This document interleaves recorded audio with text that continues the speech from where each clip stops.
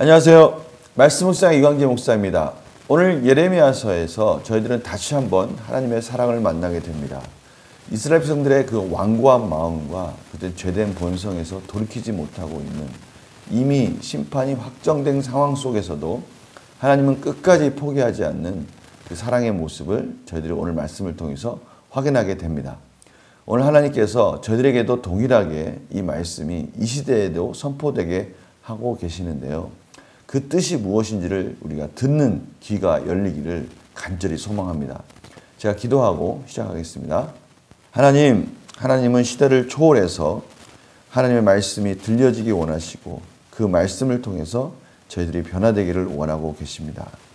하나님, 성령님께서 조명하여 주셔서 우리가 말씀을 깨달을 수 있도록 도와주시고 그 말씀이 마음에 새겨져서 삶을 변화시키는 하나님이 원하시는 기뻐한 삶으로 개혁될 수 있도록 인도하여 주시옵소서. 감사드리며 예수님의 이름으로 기도드립니다. 아멘. 예레미야서 13장 15절에서 27절 말씀을 제가 봉독해 드리도록 하겠습니다. 너희는 들을지어다 귀를 기울일지어다 교만하지 말지어다. 여호와께서 말씀하셨습니다. 그가 어둠을 일으키시기 전 너희 발이 어두운 산에 거치기 전 너희 바라는 빛이 사망의 그늘로 변하여 침침한 어둠이 되게 하시기 전에 너희 하나님 여호와께 영광을 돌리라. 너희가 이를 듣지 아니하면 나의 심령이 너희 교만으로 말미암아 은밀한 곳에서 울 것이며 여호와의 양떼가 사로잡힘으로 말미암아 눈물을 흘려 통곡하리라. 너는 왕과 왕후에게 전하기를 스스로 낮추어 앉으라. 관 곧 영광의 멸관이 내려졌다 하라. 네겝의 성읍들이 봉쇄되어 열자가 없고 유다가 다 잡혀가되 온전히 잡혀가도다. 너는 눈을 들어 북방에서 오는 자들을 보라. 내게 맡겼던 양떼 내 아름다운 양떼는 어디 있느냐. 너의 친구 삼았던 자를 그가 내 위에 우두머리로 세우실 때 내가 무슨 말을 하겠느냐. 내가 고통에 사로잡힘이 상고를 겪는 여인 같지 않겠느냐. 내가 마음으로 이르기를 어찌하여 이런 일이 내게 닥쳤는고 하겠으나 내 죄악이 크므로 내 치마가 들리고 내 발 뒤꿈치가 상함이니라. 굿수인이 그의 피부를 표범이 그의 반점을 변하게 할 수 있느냐. 할 수 있을진데 악에 익숙한 너희도 선을 행할 수 있으리라. 그러므로 내가 그들을 사막바람에 불려가는 건불같이 흩트리로다. 여호와의 말씀이니라. 이는 내 몫이요 내가 헤아려 정하여 내게 준 분깃이니 내가 나를 잊어버리고 거짓을 신뢰하는 까닭이라. 그러므로 내가 내 치마를 내 얼굴에까지 들춰서 내 수치를 드러내리라. 내가 너의 간음과 사악한 소리와 들의 작은 산 위에서 내가 행한 음란과 음행과 가증한 것을 보았노라. 화 있을진저 예루살렘이여 내가 얼마나 오랜 후에야 정결하게 되겠느냐 하시니라. 아멘. 오늘 하나님께서 이스라엘 백성들에게 계속해서 돌아와라. 나의 말을 들으라. 하나님의 말씀을 들으라고 계속 말씀하고 계십니다. 들을지어다. 귀를 기울일지어다. 계속해서 말씀하시는 하나님의 이 선지자를 통한 외침 가운데 그 말씀을 듣지 않을 경우에는 그 양떼가 사로잡힘으로 눈물을 흘릴 것이다 라고 말씀하고 계십니다. 그리고 나서 18절부터는 계속해서 이스라엘 백성들이 포로로 끌려가는 상황들, 그 포로로 끌려가고 황폐하게 변하는 그 이스라엘 땅의 모습을, 남쪽 유다의 그 황폐한 땅의 모습을 계속 보여주고 계십니다. 왕과 왕후가 그들이 썼던 그 왕관을 내려놓고 또 여러 가지 도움을 청하러 네겝에 있는 성읍들을 찾아다닐 텐데 그들은 문을 닫고 너희들을 맞아주지 않을 것이다 라고 말씀하시면서 이러한 불쌍한 상황들, 이러한 참으로 절박한 상황들이 닥치기 전에 빨리 회개해야 된다. 하나님의 말씀을 들어야 된다라고 오늘도 계속해서 말씀하고 계십니다. 그러나 또 한편에서는 이스라엘 백성들의 그런 완고함, 돌이킬 수 없을 정도로 그들이 죄악 가운데 처해 있는 그런 상황들을 하나님께서 말씀하고 계십니다. 굿수인이 그 피부색이 변할 수 없듯이 표범이 그 반점이 사라지지 못하게 하듯이 만약에 그러한 것들이 변한다면 너희들의 그러한 완고하면서도 돌이킬 수 있으리라. 너희들이 선을 행할 수 있으리라 라고 말씀하시면서 참으로 그들이 처해 있는 그러한 죄들의 모습들이 얼마나 하나님께서 멀리 떠나 있는지를 하나님께서 말씀하고 계십니다. 그럼에도 불구하고 하나님은 오직 하나님의 말씀과 하나님의 은혜 아니면 그것들을 치유하고 회복할 길이 없으니 하나님의 말씀을 의지해야 된다라고 계속해서 말씀하고 계시는 것입니다. 참으로 절망적인 상황입니다. 참으로 안타까운 상황입니다. 그럼에도 불구하고 말씀 외에는 길이 없는 것이죠. 오늘 문제를 풀면서 또 한 걸음 더 들어가 보도록 하겠습니다. 하나님께서 예레미야를 통해 주신 경고는 무엇입니까?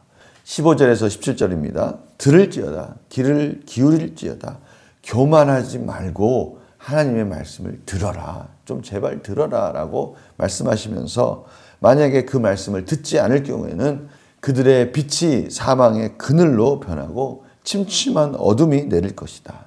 듣지 아니하면 너희 교만으로 말미암아 은밀한 곳에서 울 것이며 사로잡힘으로 말미암아 눈물을 흘려 통곡하리라 라고 하나님께서 경고하고 계십니다. 들을지어다, 말씀을 들을지어다 계속해서 말씀하고 계십니다. 예레미야는 악에 물든 유다 백성을 어떻게 표현합니까? 구스인들, 남이집트로 말할 수 있는데요. 수단, 아프리카 쪽에 있는 그런 구스인들의 피부가 변한다면, 그러한 기적적인 일이 일어난다면, 표범의 반점을 없앨 수 있다면 실질적으로 그런 일이 일어날 수 있을까요? 그것은 정말 하나님의 기적적인 사역이 아니면, 하나님의 능력이 아니면 변할 수 없습니다. 그러한 상황들을 통해서 이스라엘 백성들이 얼마나 악에 물든 상황이었는지를 하나님께서 지금 경고하고 계십니다. 영과 묵상을 볼까요? 하나님께서는 왜 유다의 심판을 확정하셨음에도 듣고 귀를 기울이라고 하십니까? 끝까지 하나님께서는 마지막까지 그들이 돌이키기를 원하시는 그런 사랑의 메시지를 전하고 계시는 것입니다. 다른 표현을 한다면 아무리 이스라엘 백성들이 그러한 죄악 가운데 그들의 죄악이 참으로 심각한 상황, 앞에서 저희가 표현했듯이 정말 피부색이 변하고 반점이 사라지는 정도의 그런 기적적인 역사가 아니면 안 된다는 것을 알고 계시지만, 역으로 따지면 그럼에도 불구하고 그러한 죄악된 상황 속에서 길은 딱 하나라는 것이죠. 하나님의 은혜입니다. 은혜. 제가 어제 예레미야 애가서에 있는 3장에 있는 말씀을 드렸습니다. 포로로 끌려가고 있는, 바빌론 포로로 끌려가고 있는 그들의 모습이 너무 비참합니다. 그런데요, 그런 비참한 상황일지언정 구원의 길은 딱 하나밖에 없는 겁니다. 하나님의 은혜예요. 하나님의 은혜. 하나님의 말씀이죠.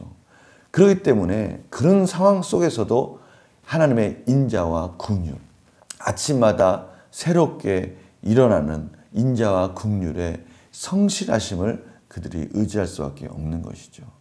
오늘 말씀이 그런 의미입니다. 하나님께서 지금 이스라엘 백성들 가운데 심판이 드리워졌어요. 아니, 이미 심판이 드리워졌다는 것은 그들의 죄악된 모습 속에서 그것을 확인할 수 있는 것이죠. 그럼에도 불구하고 돌이킬 수 있는 것은 오직 하나님의 말씀, 하나님의 은혜밖에 없다는 것을 지금 다시 한번 강조하고 계시는 것이죠. 선을 행할 가망이 없는 백성이라도 하나님의 말씀에 귀 기울일 때 소망이 있음을 보며 무엇을 느낍니까? 결국 우리 삶을 변화시키고 우리 삶 속에 유일한 소망이 있다면 하나님의 말씀임을 다시 한번 깨닫게 됩니다. 저희들의 삶은 제가 어제도 표현했지만 우리가 원치 않을지라도 포로로 끌려갈 수밖에 없는 상황이 있을 수밖에 없다는 것이죠. 우리가 죄를 참 짓고 싶은 마음이 없을지라도 그 죄 가운데 있는 이 세속적인 세상 속에서 하나님의 순수한 거룩함을 지킨다는 것은 너무나 어렵습니다. 저희들의 삶은 저희들이 원치 않을지라도 그 상황적으로, 환경적으로 이 세속적인 상황이 너무나 그 어둠이 짙게 내려져 있어서 하나님의 빛의 말씀이 뚫고 나가기가 너무 어렵다는 것을 저희들이 깨닫게 됩니다. 그럼에도 불구하고요, 아무리 깜깜하고 짙은 어둠일지라도 거기에 아주 신랄 같은 빛이 있으면 그 빛이 그 어둠을 뚫고 지나가지 않습니까? 바로 그것이 하나님의 말씀이라는 것이죠. 저는 오늘 그것을 다시 한번 깨닫게 됩니다. 아무리 어둡고 아무리 죄악되고 아무리 우리를 속이려고 하고 우리의 교회를 넘어뜨리려 하고 이 세상을 멸망의 길로 넘어뜨리려고 하는 세상의 세속적인 그 어둠이 있을지라도 거기에 신랄 같은, 아니 아무리 작은 복음일지라도 그 복음이, 그 빛이 말씀의 빛이 들어가는 그곳에는 하나님의 놀라운 변화가 있기 시작할 것이고 빛의 환한 빛 가운데 그 어둠이 물러갈 줄 저는 다시 한번 오늘 말씀을 통해서 확인하고 깨닫게 된 것입니다. 그래서 다시 한번 하나님의 은혜를 구하는 그런 귀한 시간을 가졌습니다. 성도님들에게도 이런 놀라운 메시지를 붙드는 은혜가 있기를 간절히 소망합니다. 결단과 적용 볼까요? 순종해야 하는 줄 알면서도 부담스러워 외면하고 있는 말씀이 있다면 무엇입니까? 바로 이런 상황이에요. 순종해야 되는 것을 알면서도 너무 어두웠고 너무 상황이 힘들어서 너무 부담스러운 때가 있다는 것이죠. 하나님의 말씀을 온전히 듣고 귀를 기울이기 위해 무엇을 결정했습니까? 그럼에도 불구하고 하나님의 말씀이 아니면 안 된다는 것을 알고 우리의 한쪽 마음, 우리의 상황에 있는, 우리의 환경 속에 있는 정말 돌이킬 수 없는 그런 상황 속에 신라 같은 복음의 빛을 통해서, 말씀을 통해서 저희들이 다시 한번 결단함으로 변화되기를 간절히 소망합니다. 오늘 이 말씀 너무나 소중하지 않습니까? 아무리 어둡고 힘들지라도 하나님의 신라 같은 빛이 있으면 그곳에는 소망이 있습니다. 오늘 하나님께서 그러므로 계속해서 남은 자들을 향해서 하나님 계속해서 말씀을 전하고 있는 모습을 저희들이 보게 됩니다. 오늘도 이 말씀 붙들고 절망적인 상황, 낙심되는 상황 속에서 소망과 위로가 되기를 간절히 소망합니다. 제가 기도하겠습니다. 하나님, 저희들의 삶을 보면, 저희들의 상황을 보면 참으로 어둠입니다. 참으로 빛이 뚫고 나가기가 어려운 것 같이 느껴질 때가 있습니다. 그러나 빛이 비춰질 때 그 어둠은 언제 그랬듯이 다시 환해지고 그 빛이 어둠을 물리치듯이 하나님의 말씀이 우리 삶의 절망적인 상황, 어두운 상황을 물리칠 줄 믿습니다. 오늘도 이 말씀 붙들고 다시 한번 하나님의 은혜를 구하는 복된 하루가 되게 하여 주시옵소서. 감사드리며 예수님의 이름으로 기도드립니다. 아멘. 오늘도 이 말씀 붙드시고 승리하시는 복된 하루가 되기를 간절히 축원합니다. 내일 또 뵙겠습니다. 안녕히 계세요.